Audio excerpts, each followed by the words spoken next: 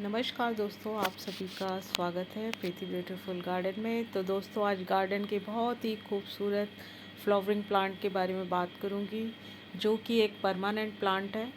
और जैसा कि आप देख ही रहे हैं कि इसके फ्लावर का साइज़ कितना बड़ा सा है और पूरे प्लांट पे भर भर के कलियाँ आई हुई हैं।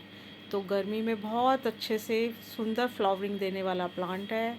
और दोस्तों, बिल्कुल बिना केयर के, और ज़्यादातर आप मेरे मुंह से यही सुनेंगे बिना केयर के, क्योंकि ज़्यादा केमिकल वाली खाद मैं यूज़ नहीं करती हूँ। हाँ, अगर कभी कोई पैकेट सर्दियों में मैंने पोटास का लिया था, तो एक बार बस पोटास और कुछ डीएपी के दाने कभी कभी 2-4 महीने में, जब मैं स्पेशली जब रिपोर्टिंग करती हूँ, क्योंकि जहाँ से मैं प्लांट्स लेती हूँ उन्होंने कहा था कि आप रिपोर्टिंग के वक्त अगर 2-3 दाने इसके डाल देते हैं तो जड़ों की ग्रोथ जो है वो बहुत अच्छे से होती है।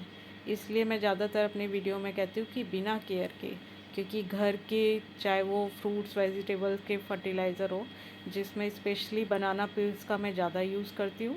और पोटैटो के जो पील्स होते हैं उनको निकाल जब उनको छीलती हूँ तो डायरेक्ट मिट्टी में ऐसे ही रख देती हूँ। तो अभी जब गर्मी का सीज़न होता है, बारिश ना आ रही हो, तो उससे ही हमारे प्लांट्स को बहुत ही, मतलब हमारी जो प्लांट की जो सॉइल है वो इतनी रिच हो जाती है कि ज़्यादा हमें केमिकल किसी भी प्रकार की खाद को यूज़ नहीं करना पड़ता। हाँ, अगर आप जब भी नया प्लांट्स लेके आते हैं तो उसमें वर्मी कंपोस्ट को ऐड करना अच्छा रहता है, क्योंकि हमारे पास पहली बात कि हमारे पास इतनी मिट्टी नहीं होती।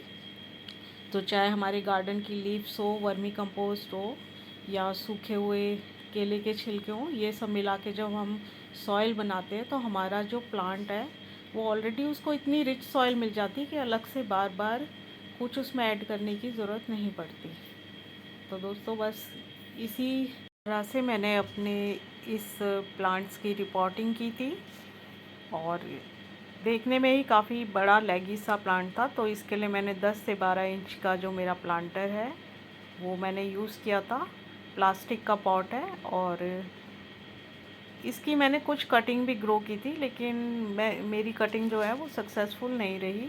तो आज मैं दोबारा से ट्राई करूँगी, क्योंकि रेनी सीज़न चल रहा है और इस सीज़न में मोस्टली कटिंग्स ग्रो हो जाती है। लेकिन दोस्तों, परेशानी वही है कि सभी जो इसकी स्टेम्स हैं उन पे सभी पे फ्लावरिंग हो रही है। तो बहुत बड़ा दिल करके आखिरकार मुझे एक स्टेम को कट करना पड़ा, क्योंकि प्रूनिंग का एक फ़ायदा तो रहता है, हमारा प्लांट जो है वो घना हो जाता है। वैसे भी प्लांट मेरा बहुत लेगी सा हो रहा है, और जब विंटर सीज़न आएगा उससे पहले मैं इसकी प्रूनिंग करूँगी।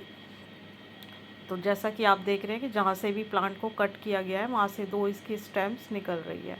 तो दोस्तों, जब बात आती है कटिंग्स लेने की, तो कटिंग लेने से पहले हमें अपने प्लांट्स को पूरी अच्छी तरीके से तैयार कर लेना चाहिए। अपने प्लांट्स को बहुत अच्छे से वाटरिंग देनी चाहिए, क्योंकि कटिंग वही सक्सेसफुल होगी जब आपका प्लांट हेल्दी होगा। और जब हम प्लांटर में अच्छे से पानी दे देंगे और 2-3 घंटे बाद जो पानी है वो पूरी तरीके से स्टेम्स में पहुंचा हुआ होगा, तो उसकी जगह अगर सूखी ड्राई मिट्टी है तो जब कटिंग ही हमारी और हमारा प्लांट ही सूखा होगा तो वो कटिंग क्या ग्रो करेगी। तो इसलिए सबसे पहले ज़रूरी है कि हम अपने प्लांट्स को बहुत अच्छे से वाटरिंग कर दें, और लगभग 1-2 घंटे बाद उसकी कटिंग्स। तो मैंने इसकी एक स्टेम लेके, एक कटिंग तो मेरी ये 2 लीव्स वाली है, और कुछ कटिंग्स मेरी ऐसी है जिस पे कि बर्ड है, तो अभी फ़िलहाल मैं इन्हें नहीं हटाऊंगी। और छोटी छोटी कभी होता है कि छोटी सी कटिंग्स भी ग्रो हो जाती हैं। तो मैं जो भी है, मेरी 3-4 कटिंग्स इसमें से निकली हैं, और वो कटिंग्स में अपने छोटे से, ये नर्सरी का मेरा पॉट है जिसमें ऑलरेडी बहुत कटिंग्स लगी हुई हैं, तो मैं इनको हटाकर 1-2 कटिंग्स इसके अंदर ग्रो करूँगी। और सॉरी, ये जल्दबाजी में मेरा कैमरा जो है वो उल्टा हो गया है। तो आप देखिए, चमेली के दोनों प्लांट्स, इनकी भी कटिंग्स लगी हुई है, लेकिन चमेली पे कोई फ्लावरिंग नहीं आ रही, तो मैं इनको कट करके हटा दूँगी और इस पॉट में मैं अपनी कटिंग ग्रो करूँगी।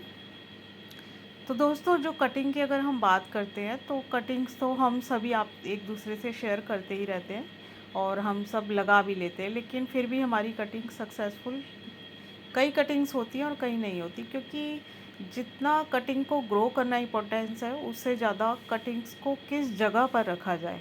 अगर हम अपनी कटिंग्स को बिल्कुल छाई वाली जगह पे रख देते तो हमारी कटिंग में फंगस लग जाएगा, वो ख़राब हो जाएगी। तो मैं तो ज़्यादातर क्या करती हूँ कि जो प्लांट्स का ग्रोप होता है उसके बीच में छुपा कर अपनी जो कटिंग्स लगाती हूँ। और कभी कभी तो मैं कटिंग्स लगाकर भूल भी जाती हूँ, कुछ कटिंग्स मेरी सूख जाती है। और कभी कभी ऐसा होता है कि 2-3 महीने बाद जब उसमें प्लांट्स में न्यू ग्रोथ होती है और प्लांट थोड़ा सा बड़ा होता है, कभी कभी तो कटिंग बिल्कुल ड्राई होने के बाद भी दोबारा से हरी हो जाती है।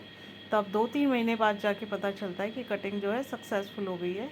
इसी मेथड से मैंने अपने हिबिस्कस के बहुत सारे प्लांट्स ग्रो किए हैं। और मैं आगे आपसे वीडियो में शेयर करूंगी कि मेरे सभी प्लांट जो हैं वो कितने सारे प्लांट्स मैंने कटिंग से ग्रो किए हैं और जो वो बहुत अच्छे फ्लावरिंग कर रहे हैं। तो कुल मिलाकर यही है कि कटिंग को आप ऐसी जगह पर रखिए जहाँ पर उसको जो एक मॉइस्चर वाला जो माहौल है वो उसको मिल सके, तब आपकी जो है कटिंग सक्सेसफुल भी होती है। और कई कटिंग्स भी मैंने ग्रो की है, वो आगे वीडियो में आपसे शेयर करूँगी। और ये छोटी छोटी कटिंग्स भी बची थी, लेकिन दोस्तों सही से कैमरा नहीं हो पाया क्योंकि एक हाथ से कैमरा और एक हाथ से रिपोर्टिंग चल रही थी। तो आप खुद समझदार हैं इस समय में जो है कटिंग कैसे ग्रो कर रही हूँ। तो बस मेरा मेन यही था कि मैं इस प्लांट्स को मल्टीप्लाई करने की कोशिश कर रही थी, तो सोचा आपके साथ वीडियो शेयर कर लूँ। और जो भी इसका रिज़ल्ट रहेगा, अगर मेरी कटिंग्स ड्राई होगी तो मैं ज़रूर आपको बताऊँगी, क्योंकि हम इतने भी एक्सपर्ट नहीं है कि हम जो भी कटिंग्स लगाते हैं वो ग्रो हो जाती है। लेकिन मुझे उम्मीद है इस बार मेरी कटिंग ज़रूर ग्रो होगी।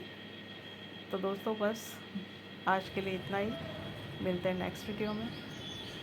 Bye and take care.